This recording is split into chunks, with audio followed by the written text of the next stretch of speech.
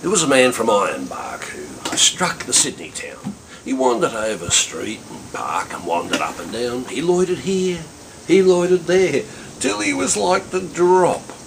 Until at last, in sheer despair, he sought a barber shop.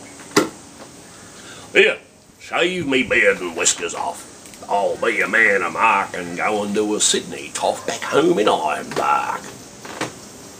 The barber man was small and flash, as mostly barbers are. He wore a strike-your-fancy sash and smoked a huge cigar. He was a humorist of note and keen at repartee. Laid the odds and kept a tote, whatever that may be, and when he saw our friend arrive, he whispered, "Here's a lark. Just watch me catch him all alive, this bloke from Ironbark."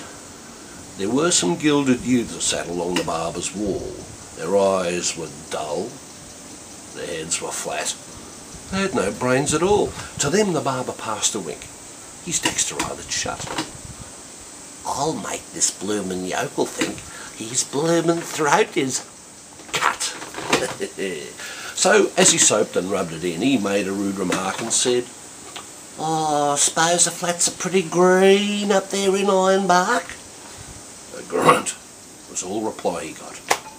He shaved the bushman's chin, then made the water boiling hot and dipped the razor in.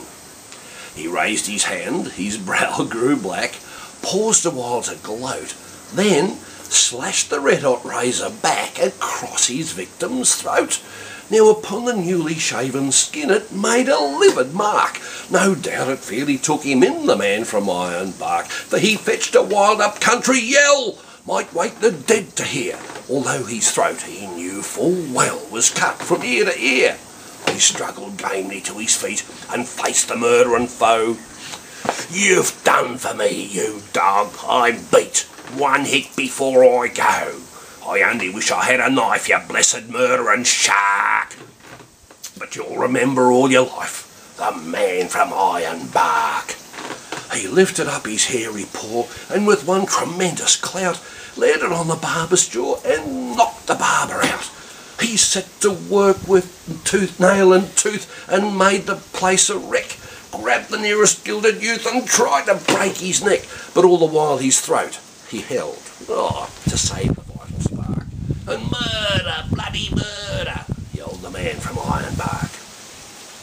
A peeler man who heard the din come in to see the show and tried to run the bushman in, but he refused to go, till at last the barber spoke and said, "'Twas all in fun. 'Twas just a little harmless joke, a trifle overdone."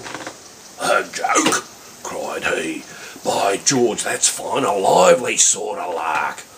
I'd like to catch the murdering swine one night in Ironbark."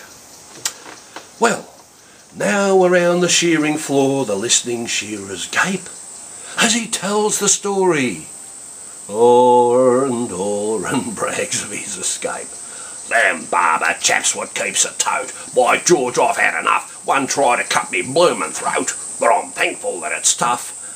Now, whether he's believed or no, there's one thing to remark, that flowing beards are all the go way up in Ironbark.